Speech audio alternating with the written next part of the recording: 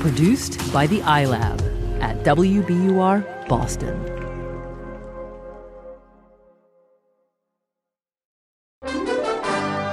Weekend Update with Norm Macdonald.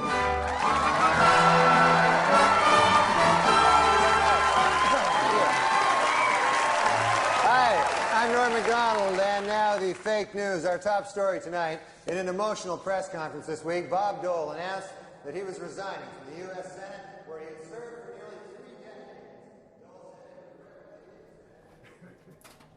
Hi there. Hi, how are you? Yes. Okay, Thank you no so problem. much. I'm going to look through one more time. Do you mind looking through with fresh eyes? Okay. We're just going to do a sweep. Go ahead. What you hear is Norm Macdonald, the former Saturday Night Live star.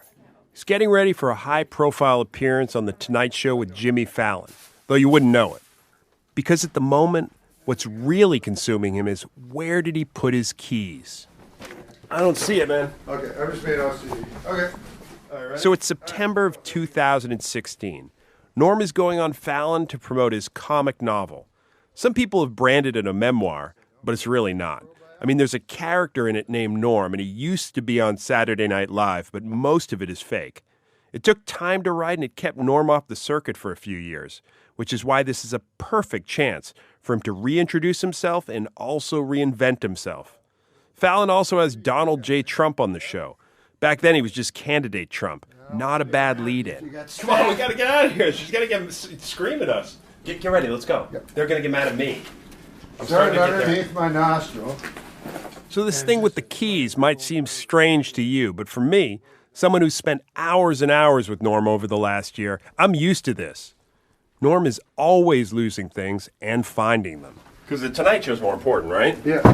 Than your keys? You good? Thank you. Thank you very much. Bye. And you know, tonight his keys aren't the only thing he's going to be looking for. I'm going to lose something. What do I need? Keys, phone, and wallet. Got it.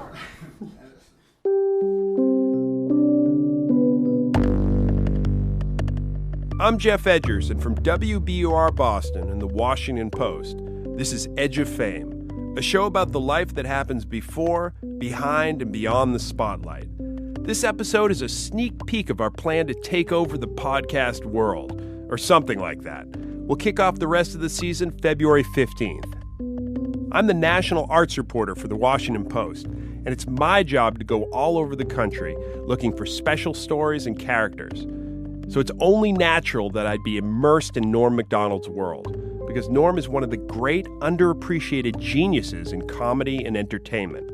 I'm sorry to throw that word out there like it's just something to throw around, but he's special, and I feel like more people need to know about him. That's the why.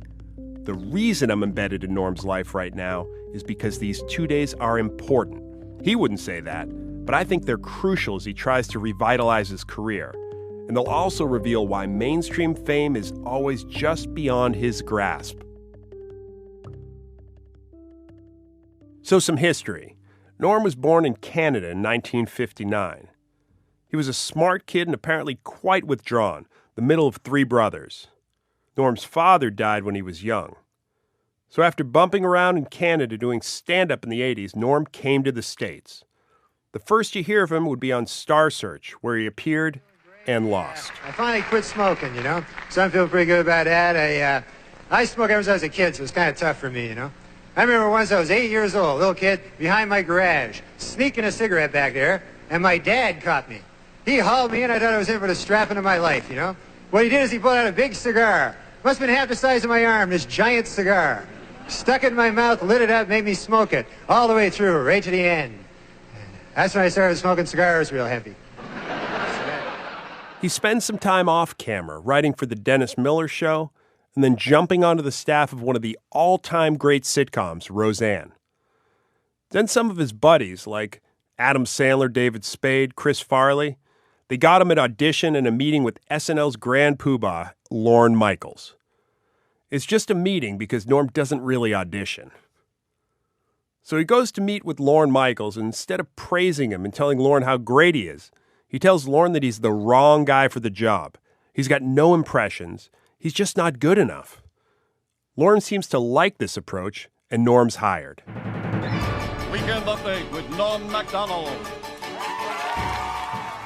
He becomes the anchor of the Weekend Update desk, or as he terms it decades before President Trump took office, the fake news.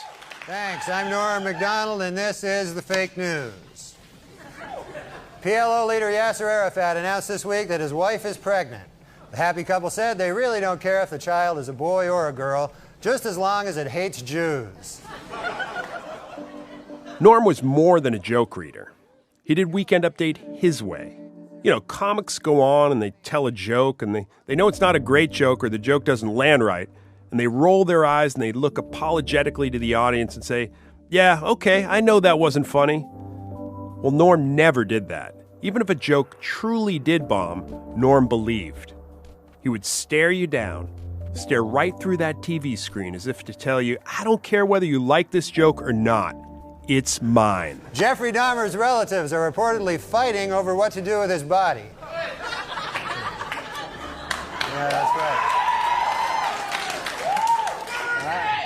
Yeah. Well, some want to have sex with it while the rest want to put it in the fridge. So that's... Should have stopped at the premise that time. On SNL, Norm was unyielding. He came across as down-to-earth, but he had high, almost unattainable standards. And a stubborn streak. Take one of his favorite subjects at the time. Just to remind you, this was the height of the O.J. Simpson murder trial. And Norm loved O.J. jokes, just loved them. And now the fake news. Well, it is finally official. Murder is legal in the state of California. And so at a certain point, one of the TV executives, Don Olemeyer, who had been O.J.'s golf buddy, told Lorne he didn't want any more O.J. jokes, or at least he didn't want so many. What did Norm do? Well, that covers the main developments in the O.J. Simpson case this week, and after all, other important things are going on in the world. Now more O.J. Simpson. Eventually, Norm was removed mid-season, unheard of. He wasn't fired from Saturday Night Live, but he ended up leaving. And that's all the news. Thanks, folks. See you later.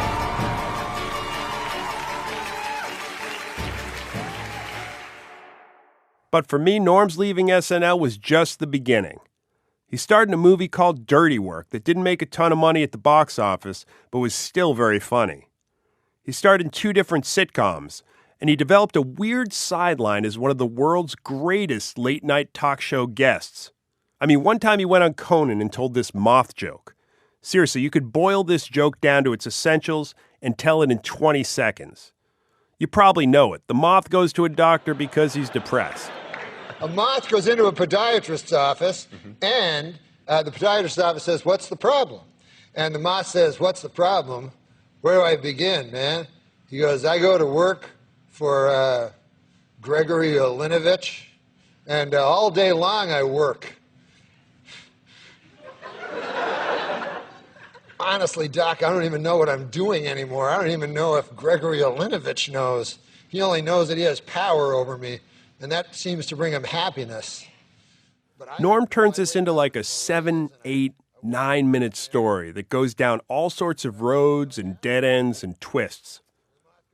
He invokes Russian names that are almost impossible to pronounce. My other boy, Gregorio Ivanilidovich. You know it's natural that he's doing this because he loves Russian literature. Not that you know it from his bits, but I'm telling you, this man reads Tolstoy religiously. Anyway, he tells this joke that just goes on and on and on. People basically realize, I don't know what's going on here, but it's special, and I want to be part of it. He says, Doc, sometimes I feel like a spider, even though I'm a moth, just barely hanging on to my web with an everlasting fire underneath me. I'm not feeling good. And so the doctor says, Moth, man, you're troubled.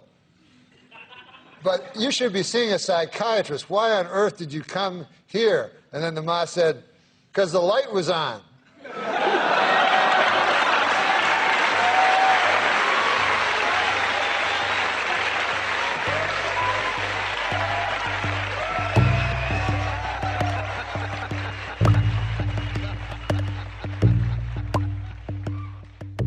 So why isn't Norm on TV? Why isn't he enjoying the kind of mainstream success that his peers have enjoyed? You know, why is Rob Schneider getting a show and Adam Sandler getting billions of dollars to make movies? Norm isn't getting those same opportunities. I think in large part it's because you can't describe exactly what he does. In a world of elevator pitches, Norm's unorthodox approach can be jarring, even unsettling. And brilliant. I'm not the only one who thinks this. Listen to what David Letterman told me. Norm is first and foremost smart, next funny, and thirdly, most importantly perhaps, endlessly appealing. Why doesn't a guy like that get to have an hour every night? You know, there's no reason on this earth that guy shouldn't have a regularly scheduled, easy to access video outlet. So, show business is not a meritocracy, you know. Fame is the only currency. So, I always thought, you know, if I could just be the funniest stand-up, that would be enough. But it's not enough. That sloshing sound, that's Norm shaving. He's getting ready for The Tonight Show, and we're talking about whether he feels underappreciated or not. If I was 15 years old and they told me, you know, how would you like when you're in your 50s to be taking a shave and being interviewed by a guy and go out, just about to go on The Tonight Show, I'd say, I'll take it. That would be fantastic. You know what I mean? And if the guy said, would you complain about anything? I go, well, of course I wouldn't. I'd be in heaven, you know? So a number of years ago, I stopped comparing myself to people.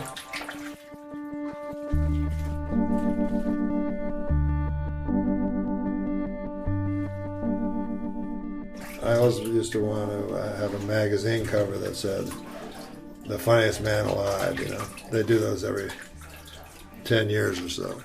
I mean, you had this moment of time for a whole bunch of reasons where you were starring in this big weekly television show, right, making movies, having sitcoms, basically being as big a star as you could be. And that's not necessarily all you're doing. Some of it is the outside world accepting you at that moment, right? But that's also the appearance. Like, that's the perception. Like, the reality of my life, well, I mean, if you really want to look at the reality of a person's life, it's basically eating, you know, finding food. Of my career, that I always did stand-up, you know? I was lucky enough not to be a waiter or whatever these actors. But at that moment, in 1997, I would argue, you weren't any funnier than you are now. You just happened to be more famous. I was less funny, but I was more famous, yeah.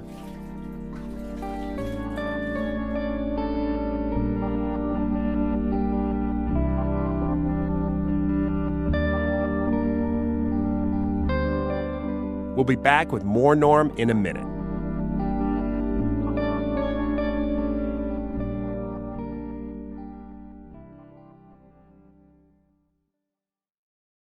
So the life Norm leads these days is pretty unglamorous, at least by Hollywood standards. He lives in a condo near the Los Angeles airport. He's divorced. He spends a lot of time alone. People sometimes will speculate that he's on drugs or drinking or something, but I've never seen him so much as drink a beer. He does take a pill for anxiety. The only vice I know about is gambling, and particularly sports gambling. He's lost his entire savings or fortune or whatever you want to call it a couple times already, but mostly he leads a pretty quiet life. He watches sports and news and tweets and he writes.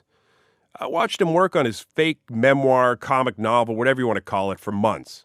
And when it finally came out last year, he invited me to interview him on the stage in Washington, D.C. at the Cultural Center called 6th and I. And when I showed up, the place was packed. This chapter you're going to read to us, it's called Tiny White Coffin, right? It's called Tiny White Coffin because one time I saw a tiny white coffin and it struck me as one of the saddest images I'd ever seen. So anyways, it's about a child when you're a celebrity of any sort, people want things from you, especially terminally ill children.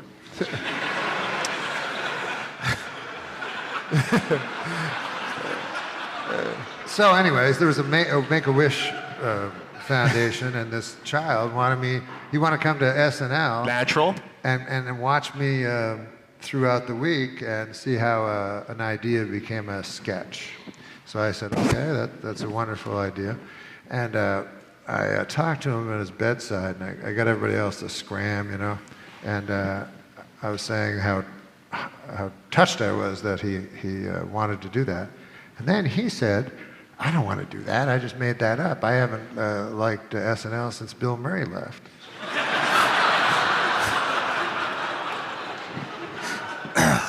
So I said, well, what do you want me for? He said, well, do you have your Canadian citizenship still? And I said, yes, I'm Canadian, And he said, well, that helps my wish. My wish is to kill a baby seal.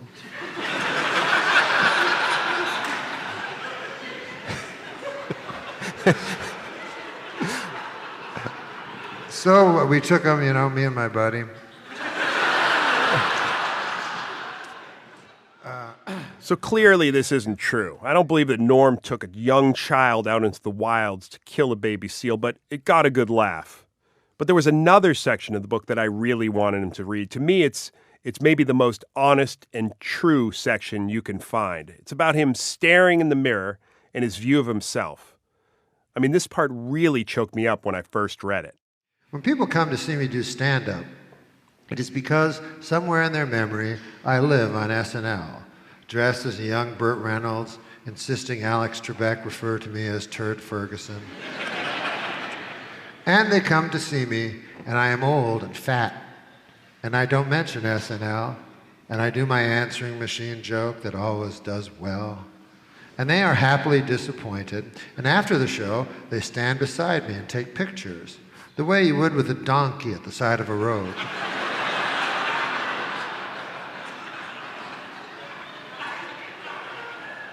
They tell me they are big fans, and they don't care what their girlfriends say.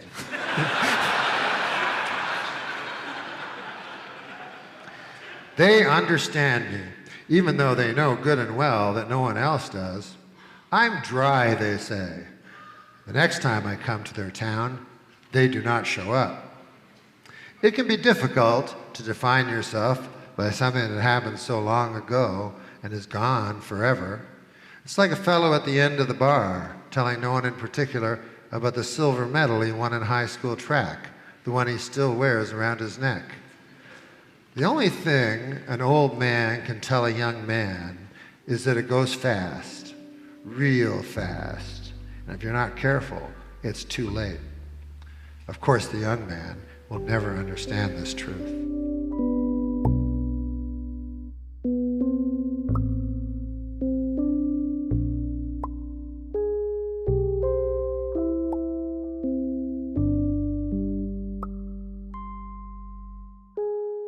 So the book comes out and it seems to accomplish what I'd think he'd want. Makes a bestseller list, it's excerpted in The New Yorker. Norm is out and about, which brings us back to The Tonight Show. From Studio 6B in Rockefeller Center in the heart of New York City, it's The Tonight Show starring Jimmy Fallon. Hey, hey, hey, hey! I called up Norm a couple of days before his appearance because I wanted to interview him a little bit on the phone before he went on. Instead, he says, "Oh, why don't you just come?" So I did. I got on the train and headed to New York. Met Norm for lunch and had my recorder with me. So this is the floor, huh? What floor is this? This is the 6th floor. Yeah? Tonight Show. Where Johnny Carson started. When we arrived at Rockefeller Center, we headed straight into Steve Higgins' office. Higgins and Norm have a long history. Higgins has been a writer for Saturday Night Live for years. He's also Jimmy Fallon's sidekick. And hearing Higgins, you could tell that he's glad to see Norm's out of the house. Well. What can we do? This guy here. Come back from the dead. Yes, Don't we know this room? Hi, Steve. So I get in there and it's kind of amazing. Remember how earlier I said Donald Trump was a guest on the same show? Well, the hallways are full of Secret Service. Tonight, the big news is that Fallon will muss Trump's hair and then get attacked for not interrogating the then candidate for his combative attacks on Hillary Clinton, immigrants, and, well, you know how that story ends. But that's later. For now, I'm standing there with the recorder over my chest when Jimmy Fallon walks in. How great, by the way, is your book? Based on a true story. Oh, it's great. That's the best title. When he approaches Norm, it feels more like he's just a big fan, like a young kid on Saturday Night Live looking up to one of his idols. Do you remember the first time I actually met you? Because I met you like through Sandler or something. I'm the biggest fan. But you were at Bel Air Hotel, maybe having breakfast with Bob Newhart. Oh, yeah. And you were sitting with Bob Newhart, and I went over to your table, and I go, oh my God, just sorry to interrupt, but Norm Macdonald, you're like one of my idols. You're my favorite comedians. You're the best. I saw Bob Newhart. Yeah, you go, hey, what is that? It's Bob Newhart. What are you talking about? It's Bob Newhart. Like, I was like, oh yeah, no, you're great. Of course, you're great too, Bob Newhart. But damn, I never. Thanks for the bit tonight. That's going to be. It'll be fun, right? Oh, I'm so excited. Yeah, I think it'll be fun. Because he's doing this whole thing where he's going to bring release my record. his health records. Yeah. It's such a good bit. It's going to be great. And I don't know the joke, so I'm just going to read it off the paper. Oh, okay, cool. You know, you're more overdue. You're more than always welcome on the show. We love you, man. Thank you and so Fred much. Stoller. So much Thanks, fun. Jimmy. It's very nice meeting you. Oh my God, pleasure. pleasure. Okay. I'm so excited. All right, baby. Before I tell you what happens next, there's something you should know about Norm. Sometimes he has problems with basic sorts of tasks. Like you go to buzz in at his door at his condo, and it's sort of like a comedy of errors.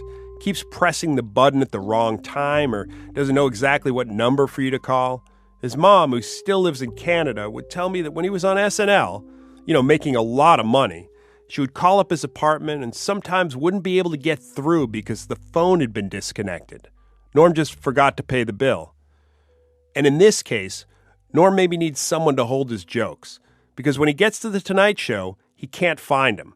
The sheet of paper is missing. Where am I? Where'd you put it? I just don't want you to lose I can it. just use a dialogue. I don't know. I just had it. You just have it. It became more of a thing than I thought it was. What the fuck?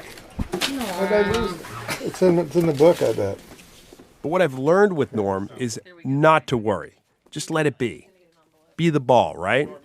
And so he goes on The Tonight Show without his jokes. And somehow they emerge. I don't know if it's spontaneity or that he just remembers them, but he makes it work.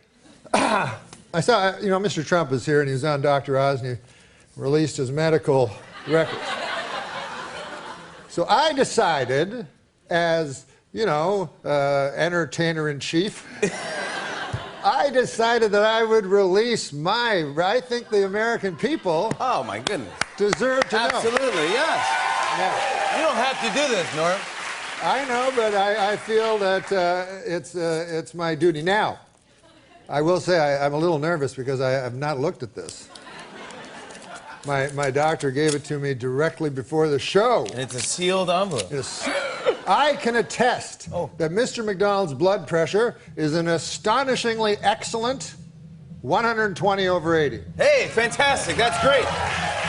That's good. Mr. McDonald has the physical endurance of 10 men half his age. Oh my goodness, this is unbelievable. Mr. McDonald's spleen is, I want to say, good. Your spleen is, okay. It was successful. Everything went well. But now Norm is trying to hustle to the airport when he realizes he's misplaced his wallet. Several people are crouched on the sidewalk looking for it. His producing partner, Lori Jo Hoekstra, his comedian friend, Fred Stoller, and finally, success. Lori Jo finds Norm's wallet. Everything's okay now, right? All good. Good to go. I'll see you next week, See you next week, pal. Good job.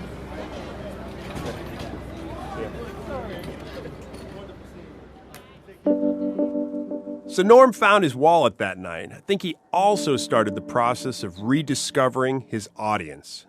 Netflix signs him on to do a comedy special, something he hasn't done in years. And there's talk of adapting his novel into a television show. And so I go to see Norm months later to just kind of put a bow around this story. To let him reflect on how much he's grown and how much things have changed. And what do I find? You're checking the score. Come on. No, it's 40 now. Yeah, but this is a big night. What was it, 114? Means it has to get to 57 a quarter. And the Lakers are winning. Yeah. So we're backstage at a comedy club, and Norm's about to go on. And he's become obsessed with a couple of completely insignificant basketball games. You guessed it, he's been gambling again. The night before, he tells me he bet on a tennis match at the Australian Open between two players he's never heard of. He's definitely in some sort of weird spiral, but he tells me it's not quite as bad as before. As I watch this unfold backstage, all I can think is he's going to bomb. And just as things were starting to go his way again. Of course, he goes out there, and what happens? He kills. You see the inauguration today? And then all the pundits, they were like, this was the worst speech ever. I'm like, oh, that's cool, I'll listen to that. I like worst things ever. So after the show, I head back to his hotel room, and I spend more time badgering him. What I want is for him to resolve his own story, to tell me what this last year has meant, how he was in, some kind of seclusion and he's reemerged, to tell me how it feels, and I can't get him to say anything. I mean, if you have a satisfying ending, I don't know what comes before. You taped 1 million hours. So I'm trying to understand what would wrap it up. Let me think for a moment. At 2:30 in the morning, I've got to go, and I realize, what was I hoping to get? Isn't this perfect in a way? This isn't the Hallmark movie of the week. For Norm, every story is the anti-story. Wouldn't it be wrong for Norm to wrap up his own story neatly in a bow? Instead, he's just going to stare you down, see if you'll laugh, and if you don't laugh, well, that's on you.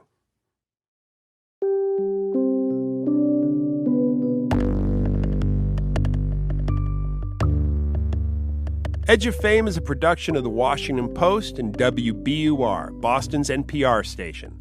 This episode was produced by Adam Ragusia and edited by Jessica Alpert and Iris Adler. Our production assistant is Cameron Chertavian, original music by Adam Ragusia, and sound design by John Perotti. Our executive producers are Jessica Alpert, Jessica Stahl, and me. For more information about today's show and other episodes of Edge of Fame, go to WashingtonPost.com/EdgersPodcast. If you want to tell me what you think of this story, you can find me on Twitter at Geoff Edgers, and that's Geoff spelled Geoff. We'll drop our first episode of the season in a few weeks, so make sure you subscribe to Edge of Fame on Apple Podcasts or wherever you get your podcasts.